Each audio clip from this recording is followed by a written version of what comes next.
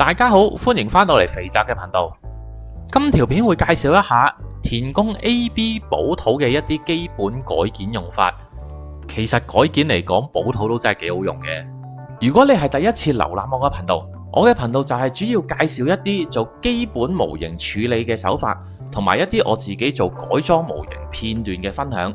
同時我亦都有做模型代工嘅，有興趣歡迎 PM。對呢類影片有興趣嘅朋友就記得訂閱啦。首先講一講工具，呢個就係我哋嘅主角田工嘅 AB 補土。我係用呢一隻快乾嘅版本，然後我又準備咗一支溝牙料用嘅絞棍，係可以幫補土定型同埋幫忙處理少少造型嘅。鉸剪就係要用嚟剪出適量嘅補土。呢一支係凡士林，基本上邊一間藥房都買得到噶啦。另外我哋需要一啲水嘅，因為個補土就好快會乾同埋黏手，所以要保持佢軟身嘅狀態呢，就要 keep 住幫佢補充水分。同埋我哋需要一啲打磨嘅工具，打磨呢一種補土呢，就唔使同佢客氣噶啦。我呢度都準備咗180號嘅打磨棒。另外因為要打磨啦，咁所以準備埋呢個牙刷，仲有筆刀係都會用得到嘅。用之前我都講清楚先，田工盒裝嘅 AB 補土係分兩隻，我而家用緊呢隻就係快速乾嘅，咁佢真係快乾啲。另外有隻藍色嘅呢，就係高密度嘅補土，嗰隻等佢乾呢，就真係要大半日噶啦。倒出嚟有兩條膠，我哋要將佢用大概1:1嘅比例去溝埋一齊。要跟到呢個比例其實都好簡單嘅啫，好似影片咁樣，將兩條膠拍埋一齊，然後用鉸剪喺同一個位剪過去，咁就 OK 噶啦。跟住我哋就可以開定少少水出嚟啦，將兩塊膠上面黐住嘅膠膜撕走，然之後就可以將佢扭埋一齊，再不停咁樣對接。期間如果你已經覺得佢黏手嘅話呢，你可以濕少少水，再不停咁樣捻佢，等佢完全混埋一齊，變咗淺啡色就可以開始用噶啦。第一個講嘅用法就最簡單啦，就係加厚模型嘅外夾。呢一隻係高達 NT1 嘅腳，因為佢有個外置嘅裝甲喺外側，所以好多時有師兄都會選擇將腳內側嘅裝甲都加厚埋，做翻平衡啲嘅。將補土擺上呢一個表面之前呢，我哋就首先要用筆刀將個表面劃花佢，又或者用200號左右嘅砂紙大力磨幾下都可以嘅。大家可以睇到畫面其實都畫得花得幾緊要噶啦。咁我哋就可以將補土搭上去呢一個位置上面，畫花佢嘅原因係等呢個表面有更加多凹凸嘅位置，喺補土硬化嘅時候呢，就可以有更加多嘅面積去抓緊呢一個表面。如果唔係，補土乾咗之後，好有可能因為黏力唔夠就成塊會甩咗落嚟。呢個係用補土嘅其中一個大原則，大家就一定要記住啦。將補土放咗喺呢個位置嘅表面之後，就可以一邊向內壓嘅同時，慢慢去捏出自己想要嘅形狀。中間如果覺得開始啲補土黏手，你就可以用水濕少少隻手去繼續捏呢一個補土。見到佢差唔多去到一個你滿意嘅形狀，咁你就可以擺低佢一邊，大概等1個鐘左右。1 hour later， 大概1個鐘至個半鐘之後，補土就開始變硬同埋冇咁黐手噶啦。喺呢一刻你依然可以改變佢嘅形狀嘅。而家就係最好嘅時間，俾你去將補土再捏到近似啲你心目中嘅形狀。如果有需要嘅，可以用絞棍長方形嗰邊個尾部去幫手推平啲補土。如果你發覺補土真係太多太厚啦，你甚至可以用筆刀將唔要嘅部分嘅補土割咗落嚟，去到你心目中都覺得個形狀差唔多嘅時候，就可以再放翻低佢。3 hours later， 大概過多3-4個鐘之後，個補土就會完全硬化咗噶啦。咁佢呢一刻都未必去到一個你心目中最想要嘅形狀嘅，整翻落嚟就要靠打磨去將佢微調到你合適合用嘅形狀啦。呢個補土嘅密度呢，比 Bandai 嘅膠件要高出唔少，所以要打磨呢，就直接用150號或者180號嘅打磨工具呢，就比較啱用。直到你滿意個形狀嘅時候，先轉翻大 size 嘅打磨工具去做翻個平滑嘅表面就 OK 噶啦。第二個方法就係可以幫手做到漸損嘅效果，我就會用腳嘅呢一個位置去示範。首先都係要畫花咗個表面先啦，然之後就將補土攤平喺呢一個位置上面。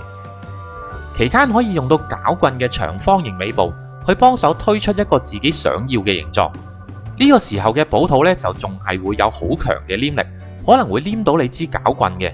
咁你只要將個攪棍沙濕水，就可以解決呢個問題噶啦。完成咗呢個類似植皮咁樣嘅行為之後，我就會用攪棍嘅尾部不停咁樣篤一啲打橫嘅坑紋出嚟，咁就可以做到一個類似漸選嘅效果。咁呢個效果就係參考而家左上嘅呢個圖。咁當然啦，大家都可能各自有心目中想要做嘅漸選形狀，就未必一定要加厚咗個外甲先做嘅。咁呢個只係提供一個參考嘅方法啫。同時間我哋一定會有啲補土係多咗出嚟嘅，我哋就唔使掉咗呢啲補土住，就咁擺佢喺度，已經係一個補土硬化程度嘅一個參考物。如果你等得差唔多，好奇個補土硬到咩程度，你首先捻下呢嚿剩翻落嚟嘅補土呢，你就會知道喺個件上面嘅補土大概硬到一個咩嘅狀態。咁你可以到時再決定要唔要呢個時候做加工啦。 3 hours later. 呢一個就唔使點樣特別加工噶啦，直接等3-4個鐘之後，佢就變咗咁樣。可能需要喺個補土嘅邊嗰度再打磨一下，令到佢唔會同原本嘅裝甲高低差得咁遠。呢部分噴完油上埋舊化色，其實個漸選效果已經會出晒嚟。去到第3個用法啦，就係移花接木。比如喺呢一個膝頭哥下邊嘅位置，我想上一個咁樣嘅配件上去，原本嘅件就完全冇任何位置可以卡死呢一個部件噶啦，我就可以首先將呢個部件過長嘅筍位剪走咗去先。對個位大概都 OK 嘅，因為呢個位本身就已經有坑紋，所以我連畫花佢嘅功夫都可以慳翻。喺呢一度我就首先放咗個補土上去先，然後好似影片咁樣將佢推高少少，再將個部件壓上去。理論上我哋咁樣就自製咗一個專門俾呢個部件嘅接合位，但係實際上係唔可行嘅，因為直接將個部件按上去嘅話呢，個部件背面嘅凹凸位係比膝頭哥平滑嘅表面為多，所以補土最後會比較傾向黐咗喺個部件嘅背面。呢個時候我哋嘅凡士林就可以出場啦，將凡士林好似影片咁樣抿喺個部件嘅背面，就算過多都冇問題嘅，因為凡士林之後就會乾翻啦，同埋你之後都會將佢抹走噶啦。喺呢個時候將個部件壓上去已經堆起咗嘅補土上面，較啱你想要嘅位置，就可以擺低去等乾。1 hour later. 過咗大概1個鐘到個半鐘左右，你就可以拎成件嘢出嚟。因為新加上去個部件嘅背面搽滿咗凡士林，所以補土只會黏喺膝頭哥嘅嗰一邊嘅啫。呢個時候你就會見到補土嘅形狀係完全貼合新加部件後邊凹凸位嘅狀態，同埋俾呢個部件逼走咗去側邊嘅多餘補土。趁佢仲係腍腍地嘅時候呢，我哋就可以快手將多餘嘅補土用筆刀切走咗佢啦。切到你認為夠嘅時候，就可以擺低佢，再等補土完全乾硬化。3 hours later. 再過多3-4個鐘，你就可以將呢個部件擺翻上去膝頭哥嘅呢一個位置。理論上呢，就應該係天衣無縫噶啦。咁你可以再睇翻有冇啲位置係需要執啊，或者需要磨一磨。通常呢個方法呢，我就係用喺譬如腳或者手嘅位置上面，想加啲外置嘅配件，而個配件本身係可以包住成個接觸面嘅。咁我就甚至可以連將多餘嘅補土切走呢一個動作都唔需要做啦。其實補土都仲有好多用法嘅，對一啲比較專業嘅大神嚟講，更加係堪稱萬用嘅工具之一。但係點樣去用得得心應手就真係好考經驗，要用得好呢，亦都需要大量嘅練習。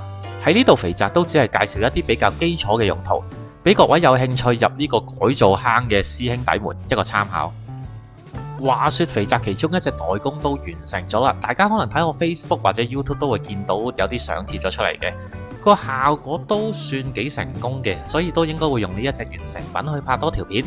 咁希望就今個禮拜尾可以出到啦。今日嘅片就嚟到呢度啦，如果有咩唔明嘅，歡迎留言，我會再詳細解答嘅。如果中意呢條片嘅朋友，記得 like、subscribe、share，訂閱咗之後，仲要記得撳埋個鐘仔，咁下條新片出嘅時候，你哋就會收到通知㗎啦。